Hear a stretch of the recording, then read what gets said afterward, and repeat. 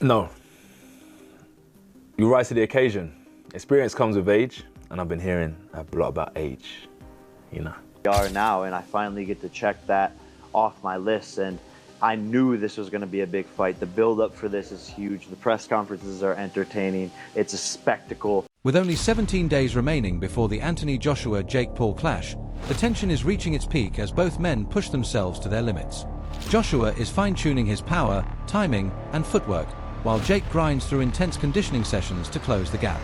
At this stage, every workout carries weight, and the atmosphere surrounding the fight grows thicker and more urgent as the countdown continues. And I have nothing but love for him, but I'm going to knock him out respectfully, and you know, we can hug and kiss afterwards, specifically kiss.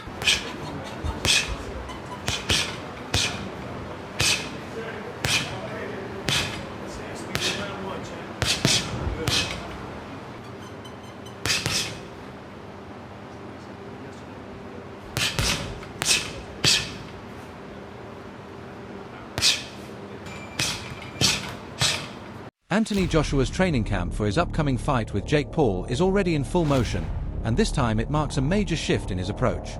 After his knockout loss in September 2024 and the elbow surgery that followed, this camp carries a heightened sense of urgency.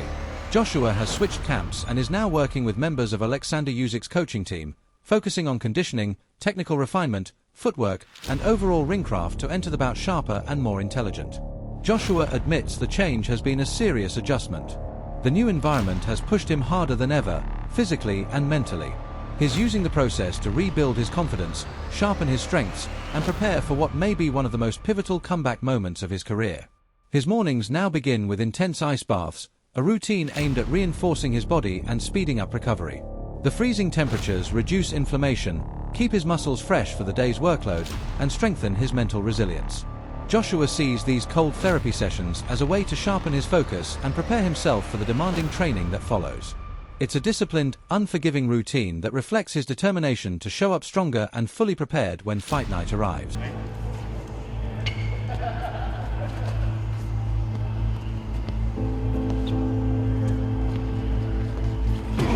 Anthony Joshua has immersed himself in a training environment defined by discipline, precision, and constant refinement.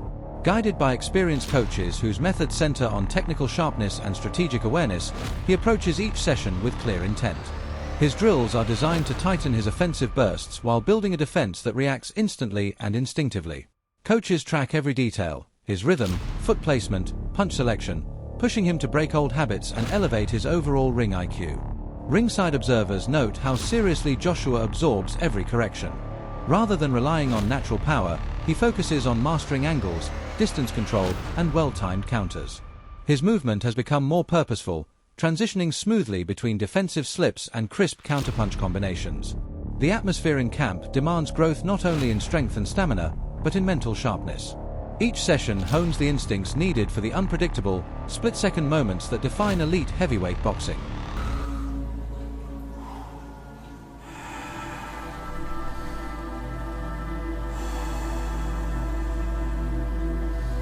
Eddie Hearn views this matchup with a sense of seriousness, fully aware of how much is at stake for Joshua. He understands that the consequences extend far beyond headlines or bragging rights. The outcome could shape the entire trajectory of the latter half of Joshua's career. Hearn is candid.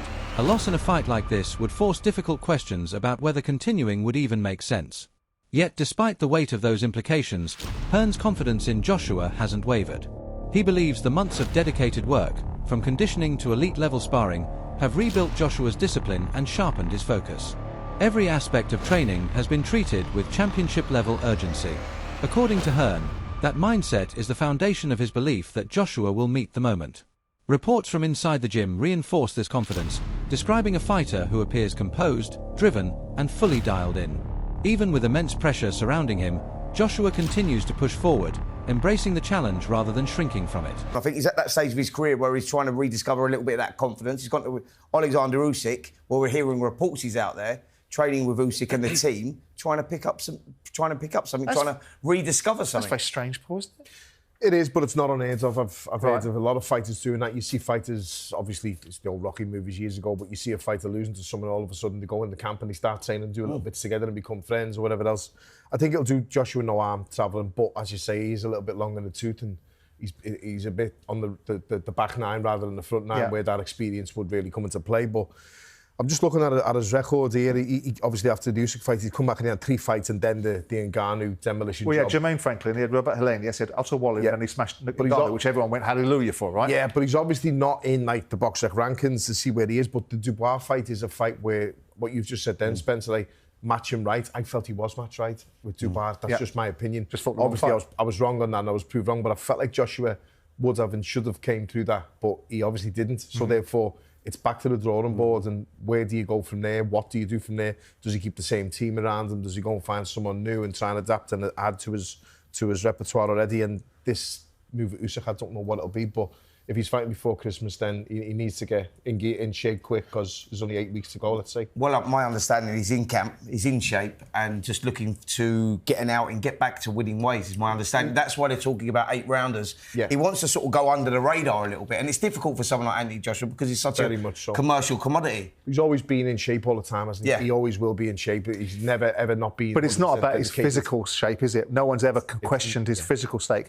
Zach, when I was talking about Anthony Joshua, and I know that the president of his fan club is here in Spencer, well, I talked about the PTSD issue post various fights, whether it be the Alexander Usyk or the Daniel Dubois situation. But prior to Daniel Dubois, I always maintained that I felt that despite the performance against Jermaine Franklin, despite the performance against Robert Helenius, which had been blasted out by Deontay Wilder. One reason Joshua's confidence remains so high is the caliber of sparring partners he brings into camp.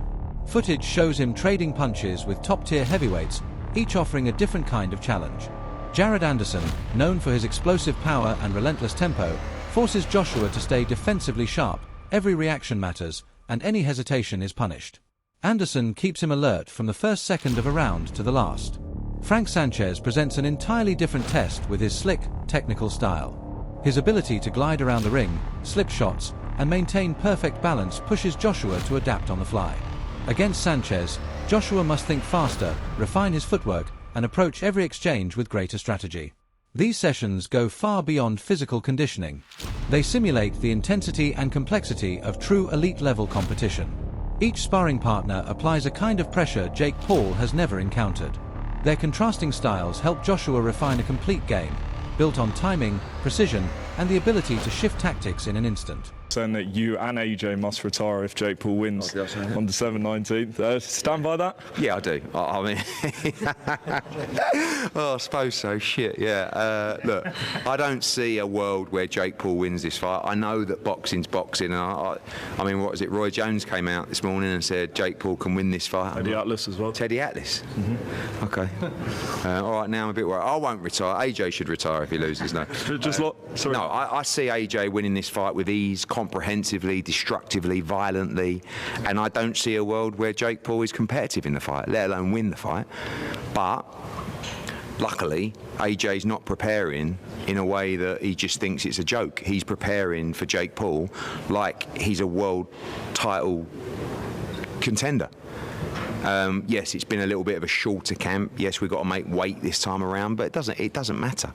We should just slide through this guy and bash him up and beat him up, and we should do it early doors. Just lastly, you said as well that you told Nikisa that he was weighing 290 when you were negotiating. What impact did that have? Did you feel like they would have gone even lower if they knew he was weighing 265? No, I don't think that when you're negotiating on a weight, there's not one promoter in the world that would tell the truth about what the weight of the fighter was, and Nikisa knows that anyway. So it wasn't like we were being clever, but they wanted him to come to 240. And it's just, don't forget, AJ's never made weight before. So all of a sudden, he's tried, he'd been in camp for, 2 or 3 weeks, and he's probably sitting at, 260, 265. And it's like, you got to make two. Tony Jeffries views Jake Paul's rise through the lens of someone who has watched his development unfold over several years. He acknowledges that Jake started with minimal skill, but gradually embraced the level of commitment required to become genuinely competent. Jeffries points to clear improvements in Jake's fundamentals, his punch mechanics, sense of distance, and overall training discipline. He credits Jake for working with experienced coaches and pushing himself far beyond what most expected from a beginner. In Jeffries' view, Anyone who insists Jake hasn't evolved simply hasn't been paying attention to his progression. Jake Paul is being dwarfed by these way bigger heavyweights like Jared Anderson, Frank Sanchez, and Lawrence Okolie. Okolie is like 6'4.5", 6'5", and these guys are like 6'3", 6'4", probably. So now Jake Paul is the one that's smaller. So first of all, I will give credit to Jake Paul. Clearly, he's a person who is taking his career seriously. These are quality sparring. I mean, a real boxer, because people say he's not a real boxer, but a real boxer would be using the same guys in their sparring camp. In fact, I just told you Joshua used Lawrence Okolie. I don't know if he sparred with Anderson or Frank Sanchez, but these are all regular ranked heavyweights. So credit to Jake Paul for that. And, I mean, he's going to need it. Joshua is a different breed to, like, you know, a Mike Perry when it comes to boxing. Different frame, different size. In case you didn't believe me, right? Jake Paul, this is what MVP Promotions posted. So Jake Paul top sparring, right? Heavyweights. And here's some pictures of Joshua with Lawrence Okolie. And again, Joshua, a big dude, but you see Lawrence Okolie, and he probably was cruiserweight back then. I mean, I don't know exactly when this picture was taken, but he's only like an inch shorter than Anthony Joshua. And now, as he's moved up to the full heavyweight, he has filled out more. You see, he looks even bigger than when he was a cruiserweight. Now, I got to research it, but I want to say I thought Lawrence Okolie. Professional fighter Lamont Roach sees Jake's decision as courageous but extremely high risk. From a competitive viewpoint, he understands the temptation. Jake has built his brand on defying expectations and proving critics wrong. Roach also points out the financial upside. This kind of matchup is massive, offering Jake an opportunity that most fighters never see so early in their careers. He also acknowledges the psychological element. Jake thrives on shock value, and stepping into the ring with someone as physically imposing as Joshua fits perfectly with that persona. But Roach emphasizes that courage must be balanced with realism. Joshua possesses true heavyweight power, something that demands far more than confidence to withstand. Roach respects Jake's drive, yet warns that this leap comes with dangers that can't be minimized, no matter how enticing the financial payoff may be. You get older. Now, a problem for Anthony Joshua is his activity. He's only fought twice in 2 years, and one of them he got knocked out off Daniel Dubois. That was his last fight, and a lot of people say you can only judge a fighter's quality from their last fight. And then the fight before that was a win, but it was a win against Francis Ngannou. Francis Ngannou, if you know, he was the UFC heavyweight who's not a real boxer, and he only had one fight before that boxing fight, what he lost as well. So that's his activity in boxing. Now, Jake Paul, on the other hand, looking at his box rec, he's had 6 fights since 2023, and one of them was against Mike Tyson. But we all seen what happened in that fight. Mike Tyson was well past his prime. Where Anthony Joshua, on the other hand, is, but I'm not going to say he's coming into his prime, because he had some great wins earlier on in his career before he lost to Usyk twice. And by the way, when he did lose to Usyk, the last one was a split decision. It was a pretty close fight. So now this fight is matched, and I just want to look at the tail of the tape. Now, looking at the age difference, we've got 28 years old compared to 36 years old. So I guess the advantage there goes a little bit towards Jake Paul. 28-year-old is better than a 36-year-old. But that being said, we've got talking about experience and everything else, what comes with being 36 years old at Anthony Joshua's level. And then, like I mentioned, the heavyweights kind of seem to prime a little bit older. Now, coming down to the height and the weight, this is the big one. 6'1" versus 6'6". 200 pounds versus 252 pounds. We got a 252 pounder in Anthony Joshua. The reach advantage is a lot, which we would expect. Amateur fights, we can see that Jake's only had one, where AJ's had 43, but 43 of them are including at the highest level, Olympic level. And yes, he won the Olympic bloody gold medal, if I don't need to remind you. Then the pro record, Jake Paul has had 13 fights, lost 1. AJ has had 28 fights, and he's lost 4 with 25 KOs. And the one person that Jake Paul lost to was Tommy Fury. Now, can we compare Tommy Fury with Anthony Joshua? Not at all. It's like night and day. So now I'm going to talk about the rules of this fight, and I'll give you my prediction, which is going to shock a lot of people after this. So, what are the rules? The bout will take place at a heavyweight, obviously. It's going to be 8 3-minute rounds. You might think, well, that's better for Jake Paul, and I'm thinking, not really. It's better for Anthony Joshua because he's just going to go all out for them 8 3-minute rounds. And imagine that, Anthony Joshua blasting at you, 6'6", whatever he is, 250 pounds, throwing big bombs at you. Anyway, both fighters will be using 10-ounce gloves for the duration of the contest. Why have they got that? It says both fighters will be wearing 10-ounce gloves for the duration of the contest. What do you expect? Them to take them off halfway through? Sonnen speaks with blunt honesty, asking whether Jake is showing admirable courage by stepping up or diving into something that defies all logic. He respects Jake's willingness to face opponents who appear far beyond his level, but he questions the wisdom of choosing someone with Joshua's size, pedigree, and knockout power. Courage, he argues, becomes reckless when the preparation can't match the danger. Taking risks is commendable. Taking uninformed risks is dangerous, especially in a sport where a single moment can change everything. Excuse me. My first thoughts was this guy's crazy. Not gonna lie. But I get it. Coming from a guy who's not a true traditional boxer, and to be able to have a position where he can fight a former unified world champion, former Olympic gold medalist, and to do it on such a stage where Anthony Joshua was a superstar as well. I mean, like, he sold out the O2, twice. Absolutely. I think. So,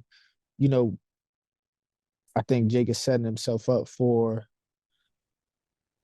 a huge spectacle, and which is, kind of smart. If you're going to go big, why not go to the highest of the mountain? Why not? And I get it. That's what you call business right there.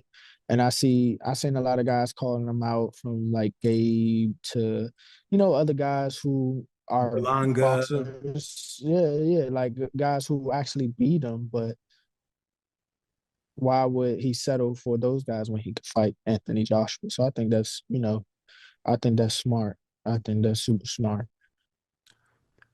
Smart is one thing. What do you think happens in the ring, though, champ? I think he gets hurt for sure. I think he gets obliterated. Something close to like Francis Ngannou. I think something like that happens, and it's going to be bad for him. But Angelo and Josh steer the discussion back to boxing fundamentals, stressing that the sport is built on layers of experience earned through years of disciplined competition and exposure to elite opponents. In their view, Jake Paul is still in a developmental phase, while fighters like Anthony Joshua and Deontay Wilder operate on a far higher plane, one defined by devastating power, refined technique, and long histories at the top level. They contend that Joshua belongs to a class of athletes whose very presence changes the texture of a fight. With their timing, explosiveness, and ability to generate fight-ending force in an instant, these fighters can flip a contest on its head even when the other man seems to be in control. What if Jake makes it 5 rounds, 6 rounds? What if Jake made it to the distance? What if Jake won a round? Now, it's very hard to believe. It's very hard to imagine. I think it's the big struggle with this fight. I cannot, off the top of my head, produce a fight for you in any form of unarmed combat that drew, that was exciting, where the audience did not have a reasonable expectation, an expectation to some degree that, well, if he does this or that, there is a way for this guy to win. And that's usually pretty easy to do because nobody knows anything about fighting. Nobody watching this right now, none of you, my millions of viewers, not one of you has ever boxed. Not one of you knows someone in the family. Well, my dad was a boxer. My uncle was a boxer. No, you don't. Not only are you not a boxer, you don't even know of a boxer. Now, I only share that because when I come out and say nobody knows what they're talking about when they're talking about boxing, like, it's not meant to be an insult. You don't know anything about boxing. It was never taught to you. None of you in recess boxed. None of your junior highs, your high schools, your colleges, your community colleges offered boxing. Your hometown didn't have a boxing gym. Now really think about that. Because as much as you love the sport, as much as you think that you understand it, not only do you not understand it, you can't even have a conversation with other people who do because they don't understand it. So what is a win? I think that time counts. I think that time is a very big deal. You're in that little bitty ring, and I know a guy can run backwards, but running backwards is not illegal in boxing. I think that he could compete at the highest level, and I don't think he'd beat the top 5, top 6 guys. But that in that weight class is where he'd be at, like say 180, 188 or 189, somewhere around there is where he'd probably compete. There's not a lot of talent there though. So he might be pretty good in those weight classes. Him competing in the heavyweight division against like Deontay Wilder or Anthony Joshua or anybody else, no. He gets annihilated. I'm very surprised he signed this fight. I was shocked he signed this fight. I texted my buddy Bo because Bo follows boxing really well, and I texted him. I was like, "Dude, we might see a death." And he said the same thing. He's like, "I cannot believe he agreed to that fight." But the numbers, the numbers that are nobody knows the true payouts. They're saying it's around $200 million that they're splitting evenly. So they're getting about $100 million each. He said that it was $267 million. So I don't know who you believe or don't believe, or it could be they're splitting 200 and the 67 delta, they had to pay DAZN because Anthony Joshua has a contract with DAZN. And this fight's going to be on Netflix. DAZN. It's DAZN. So they, which makes how the hell? Please stop saying DAZN, okay? DAZN. That's like Saint Benoit, okay? Where's the O in DAZN?